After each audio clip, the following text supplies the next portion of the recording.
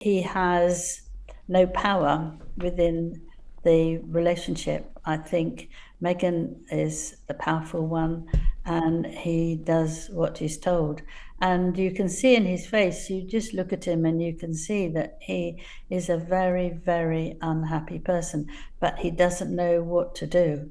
It's very, very difficult. Um, he's stuck. Angela Levin, you are the biographer of Harry. You spent time with him. You interviewed him for your best selling book. And of course, there's a lot of attention on Harry at the moment because he is about to turn 40. And the Sunday Times magazine devoted on their cover this weekend a whole load of images showing Harry going from the happy-go-lucky prince that we all knew and loved and that you wrote about to the miserable, grumpy man who only looks backwards. So what did you make of this portrait of Prince Harry at 40, and do you think it was accurate? Um, I feel very sorry for him because he's not happy. The Queen wished them well, and he went off, and he had everything that he wanted. At least he thought he wanted. And the trouble is, when you do that, you suddenly realise that you've got it, but he didn't want it anyway. It doesn't work for you. And I think he's missing friends, he's missing family, and he has no power within the relationship. I think Meghan is the powerful one and he does what he's told. And you can see in his face, you just look at him and you can see that he is a very, very unhappy person, but he doesn't know what to do. It's very, very difficult. Um, he's stuck. And 40 is quite an important age because you should be mature enough that you can really handle difficult things. You can't have everything that's easy. You can't complain about everything. You have to work out ways that you can get over it. Lots of people have broken relationships. They lose money, they lose jobs, they're sacked. But by the time you're 40, you really need to have techniques that you can get over it. And I don't think he's got that at all. Yeah, this piece was headlined on the fact that Harry spends time looking back rather Yes. than looking forward. And a former aide was quoted as saying, "What is the purpose of Prince Harry and what is Prince Harry's purpose? The work with Invictus is great and fatherhood was the role he most wanted. I always thought he wanted more from life. I can't help but think he must be wondering, where do I go from here?" And a source who's known Prince Harry since his teenage years said, "Now we've seen it all play out, what has that left him with? On the surface, an enviable lifestyle, but for the Harry I know, I can't imagine that gilded exile is where he wanted to end up." Well, he did want to get away from the royal family, and the Queen was happy to be kind and let them go. But that hasn't helped him really.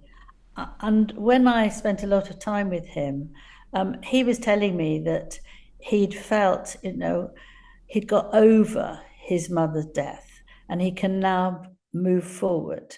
And I was very pleased about that. He felt he wanted to be the right hand man for William when he becomes king.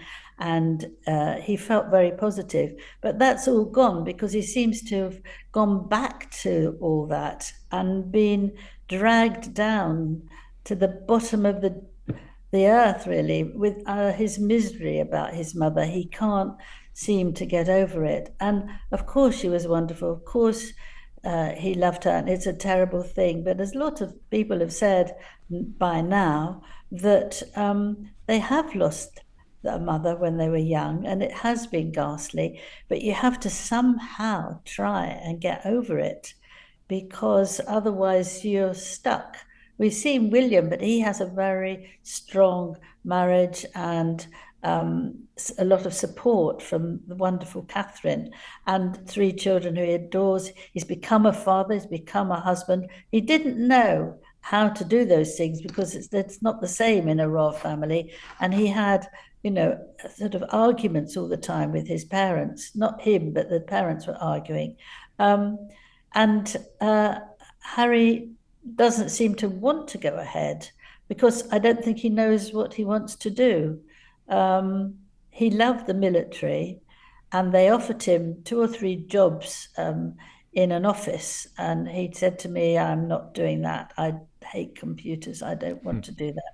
And he hasn't found anything that really gives him peace. And the Invictus Games that he has loved, and Meghan's sort of taken it over. She gives the speeches, and a lot of people have written to me and say, can't you stop him? Because it's not about them. It's about the people who've been wounded physically and mentally. And he can't do that. He can't change what Meghan's doing. Can't have her walking ahead of a line of people who've been wounded, who to get their award. It's just, especially if you're in a skirt that's or shorts that's right up the top of your legs. It's not appropriate. So I think Indeed. 40 for him will be a very difficult time because, I think a lot of people, I know you've done that, you think, what am I going to do now? Is this right? Am I moving in the right direction?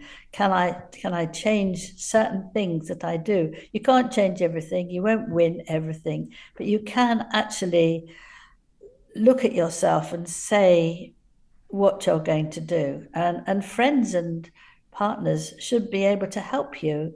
But I don't think that he wants it, Yeah. or he wants to stay in a mud pit. And family, though, because as you say, I'm 41 now, but I had my 40th last year. And actually, the biggest privilege and pride that I had was having my family around me, specifically my mum, my dad, my sister, her partner, her baby. They flew over from New Zealand to be there with me and my partner, and they were the people that mattered to me. And I think how tragic that whenever he has his 40th birthday, he's very unlikely to have any blood relatives there. And if there are, it will only be either Beatrice or Eugenie, won't it? There's not going to be any other blood relative.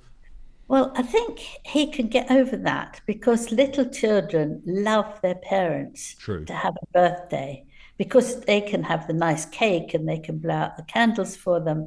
And I think that they can overcome that to a certain degree. He might be very upset about it, but you can be sure that the age that his children are now will love to sing happy birthday to you, happy birthday to you. It is unbelievably wonderful.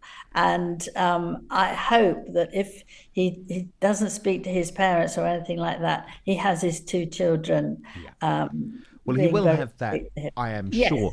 But yeah. actually, it was an invite of another kind that the Sunday Times considered the most newsworthy line from this whole investigative feature. And Harry certainly wouldn't have been happy about the fact that they put this on the front page. So the line was that William wouldn't invite Harry to his coronation, according to friends. And the journalist who wrote the article, Roy Nicker, said a brotherly bond broken forever. The Prince of Wales does not plan to invite Prince Harry to his coronation whenever the time comes. Those close to Prince William say he rarely speaks of Harry anymore, and as things stand would not want him present when he is crowned. Interesting, Angela.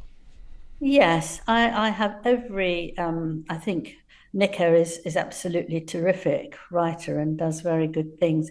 But I think that you can't say in the future, I'm absolutely not going to do this. We don't know what's going to happen, do we, to any of us? And King Charles can go on for 20 years. I hope he's well enough to do that. You don't know what's going to happen to you. So I don't take much notice of that. You can do about now, but if you work for in the future, however long it is, you're not going to do that. You can't help it if things change and then you change and you don't do things or you do things. So I don't actually take that on board. I think we all change without really knowing that we're doing that. and suddenly he could have Harry could decide that he wanted to be really close, and if he was, and he had enough time not to go in for 10 minutes and come out, all sorts of things can change for all sorts of reasons. So I won't take any notice of that yet. We see Harry there with Charles. This piece also revealed that the king is frustrated by Harry's legal battle against the UK Home Office over his security.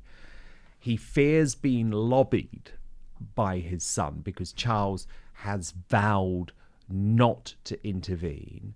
And a source told the Sunday Times for him not to have accepted the judgment of His Majesty's government and courts is frustrating. Now, this is something, Angela, that I have huge sympathy for Charles about, because he can't have any interaction with his own son at the moment without Harry going on and on and on about security. And as we have discussed before, Angela, actually it would cause a constitutional crisis if Harry was to overturn the decision by the Home Secretary. There are now two different governments, Angela, both the Conservatives and Labour government, who have made this decision. And Harry was warned of the consequences that he would lose his security. So why is he so obsessed with this, given it has clearly now destroyed his relationship with his own father, who is suffering from really serious cancer but does not want to pick up the phone to his son because he's so sick of Harry going on and on about this one issue? Yes, that's right. It's that, and it's also apologising to Meghan. That's the other issue, which Yeah, is also true. very difficult to take on and go on and on and on and on. Now, the king is not allowed to overturn what the government is doing. It's just not in his ability to do that. But Harry won't accept that and keeps saying, "I am still your son." But you're a son who's walked away from being a royal, so it absolutely doesn't work. But I think that he's actually going on and on and on because, and I hate to say this, but it's the only way I can think it through, that he wants to antagonize his father. He wants to punish his father. There's a lot of resentment with him and Meghan about what they have and they don't have. And if they can keep on pushing it, perhaps he will give in. Meghan is very, very determined, and Harry has become very determined and very demanding. And it's very difficult to get away from that. The other thing is that if his father says anything, Harry could sell it to a journalist or to a TV centre and say something that is secret between them. You can't trust him. So until he backs up on that, I think we're just stuck. It's just very, very difficult. But the king must have quiet and he must have love. I'm sure today, where he went to Southport, that he would feel much better the warmth that people have given him, clapping him, cheering him. And that would give him a great deal of warmth, and he'd be very pleased because this is what he's here for, to help the people. And instead of having one child who he did love and still loves but disapproves of, having nagging, leave it. At one point, you must leave it. But Harry's now, I think he's nearly out of 1 million to pay for the court charges. And it's just going on and on. The judge, Harry wanted it done quickly. He was very annoyed he wasn't put at the top of the list. And the judge said, no, you'll take your list. So now it won't be heard, just your place in the list. It won't be heard till next year sometime. So he's waiting. It'll be go on and on. This is the third time he's taken the Home Office Yeah, and he's to become court. obsessive, hasn't he? And it's Yes. not just his father's side of the family who he's disappointing, Angela, because you're really shocked by the decision for Harry not to attend the funeral of his uncle Robert Fellows, especially given the support that Diana's family have provided Harry in recent years. Yes, this is really shocking. He says he can't do it because the country is not safe enough for him. But that's ridiculous because he would be very looked after because Diana's sisters will be there. Jane, the elder sister for Diana, was a very responsible young woman, and she stayed that way. And she has gone to everything that Harry needed. She was there when the statue of Diana Oh, yes, was. that's right. At Kensington Palace. Yep. Didn't want to be with William by himself. So she came along and she was there. So he could take a lot of comfort. He kissed her, hugged her. It was very nice to see. She was there at the last Invictus Games and went into St. Paul's with him. So he didn't go there by himself.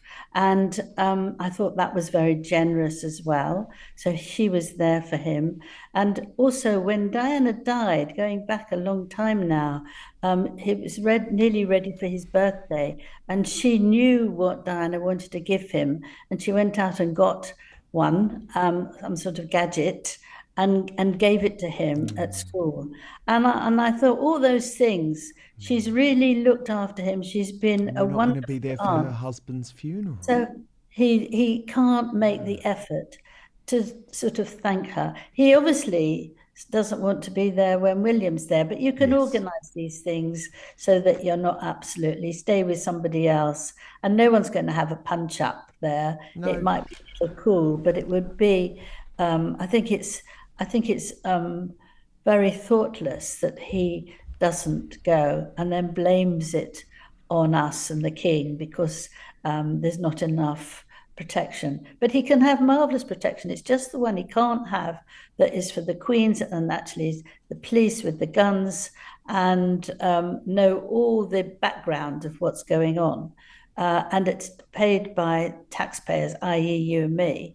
So it's just one level down that he could have that with all the will in the world, and he won't move an inch. No, and he's trying to purposely mislead as well, Angela, because remember last time he came and it was all, oh, Charles doesn't have time to see me and I'm not going to get security.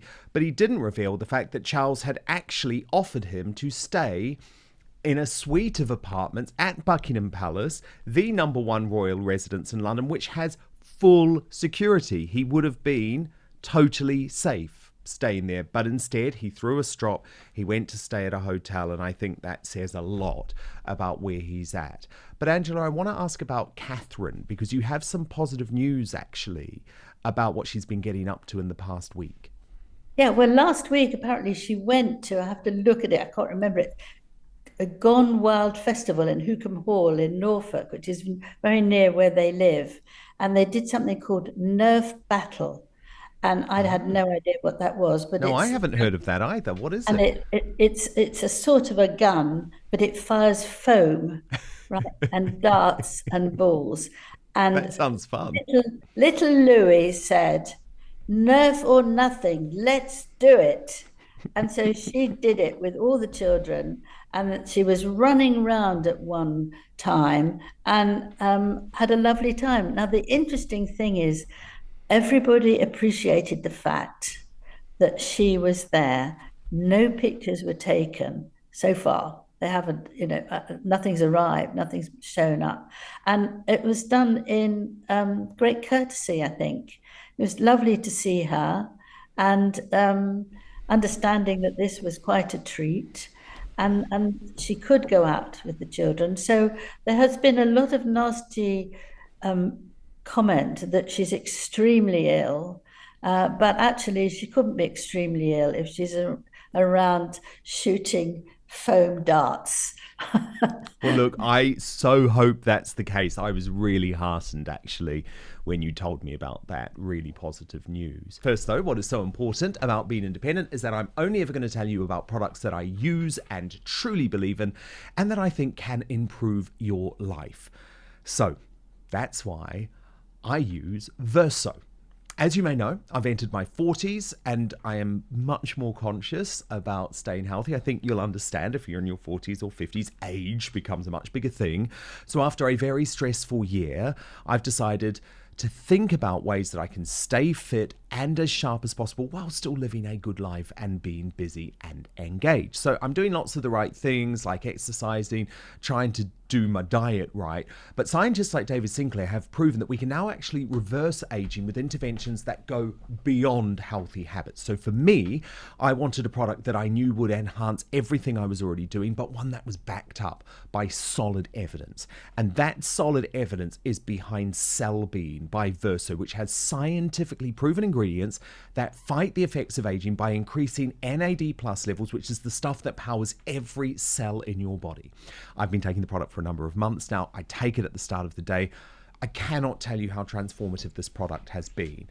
Loads of things are so much easier for me. Fasting, energy, sleeping better. And apparently a lot of this is because Verso and Cellbean has blood sugar regulating effects which lead to fewer cravings. This has taken years off me. I would love you to experience the same thing. And the great news is that Verso publishes third-party testing from each batch produced, which guarantees you are getting exactly what you pay for. I'm very excited because Verso was the first ever sponsor of Outspoken, that if you head right now to bui.ver.so/outspoken, you will save 15% on your first order. You just need to make sure that you enter the coupon code Outspoken when you hit the checkout. I've put the link in our YouTube and Rumble description, but I will repeat, buy.ver.so/outspoken. Use the coupon code Outspoken and take years off your life. Yeah. Angela, what do you make of this Daily Mail front page story taken from a book by Craig Brown suggesting that the late Queen Elizabeth II, who was always the height of diplomacy, said all of these really horrible things about Donald Trump and really speculated on his marriage and said he was rude? I mean, do we really believe this, Angela? Because it doesn't fit with what we learned about the late Queen being so careful with who she spoke to about these sorts of issues. Yes, she would never have said that. And in fact, it's not quite the Mail. I mean, the Mail are printing it, but it's not the Mail saying it. It's And from they a book. have another, yes, it comes from a book, but they have another column which says from Ray that he doesn't believe it. She can't think that she's been so polite all her life that she would have said how rude he'd been, looking over her shoulder to see someone, and that he had a wife. She can't understand how she's with him, and I think that but he didn't believe it. I don't believe it, but I do have a very funny story to tell you. I'll Please. do it quickly. I was writing my biography of Camilla, and I Yes. had a phone call from the palace saying, was I free that afternoon to come to Buckingham Palace and to look at some horses? I know zilch about horses, but it's not something you say no to. No, I said, what's definitely not. happening? He said, just come and see, but I can't promise you. I rushed there, 2 p.m., and one of the aides said to me, I can't tell you what it is. It might not happen, but it might. Okay. So waited about half an hour. Out came Camilla, full of laughter. And she said, well, I'm pleased you made it, but I'm not telling you what it is, and it might not happen. Okay. So wait another 10 minutes. And the Queen came sort of walking very, very fast in, said hello. We had a little chat. And she had hidden herself in the rose bushes because she didn't like the Chinese President Xi, right? She waited there until he'd gone. And as soon as he was out of sight, she came along because she wanted to see Monty Roberts make a horse feel kind with his rider in 25 minutes. He's one of these amazing men who just talks to horses. So the two of them were roaring with laughter with her mischief. She didn't say any words about him, but she just couldn't bear it anymore. So she escaped. And they sat down, they had a rug over there, and I was very near them. The two of them talked non-stop about horses and roaring with laughter and laughing. And I realized, looking back, that they wanted to prove that Camilla and the Queen were friendly, did like each other, could talk, and they had that talking about horses in common. And I just thought it was one of the funniest things. And Monty Roberts is an amazing man. He's now 89, and I believe he still talks to horses. He did exactly that. He was very rough at the beginning, and then by 25, 30 minutes, somebody got up and rode him for the first time. And apparently this is really, really amazing. I was just thrilled to be there, but it's a very funny story, isn't it? And I thought, Oh, if she can do that about the Chinese president, I don't think she'd be very, very rude to, tell other people about him. I just don't believe it. well, you have the best stories, Angela. That was incredible. Such a beautiful uh, imagery, really, and especially thinking of Camilla and the late Queen getting on so well and her purposefully trying to avoid President Xi, which I think was probably a very sensible thing. But I agree with you. I don't think she would have been that rude to Donald Trump. And the other thing is, Trump loved the Queen, loved her, was obsessed with her. So it doesn't make sense that he would have been looking over his shoulder to see someone else. But it's not all smooth sailing for the royal family in terms of their relationships this week, Angela. King Charles and Prince Andrew at it again. This is after the revelation in The Sun that the King has axed Andrew's private security team at Windsor, which piles on the pressure for him to quit his 31-room property, the Royal Lodge. They say that Charles could even cut off the £4 million a year he pays to keep the Duke afloat. And this is because the Duke doesn't want to leave Royal Lodge. He believes it's his. He paid for it. It was paid for out of money that came from selling the house that his marital home with Fergie that the late Queen, had given him as a wedding present.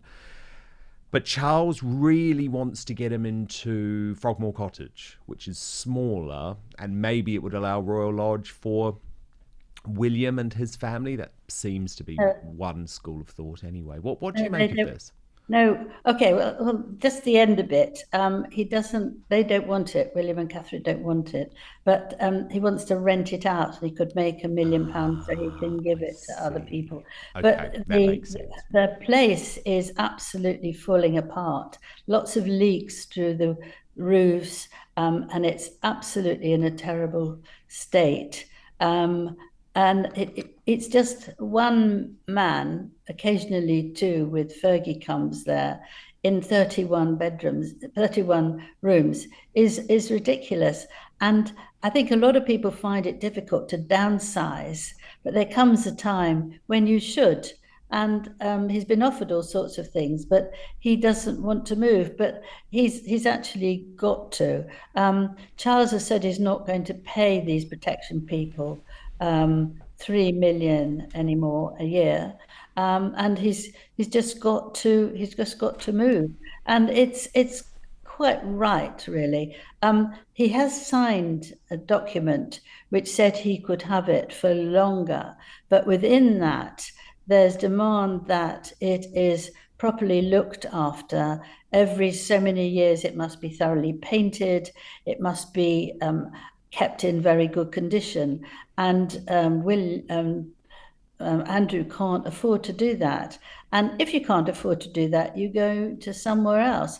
But late this afternoon, I heard that King Charles had offered him one of his favourite cottages in Scotland. He adores Scotland.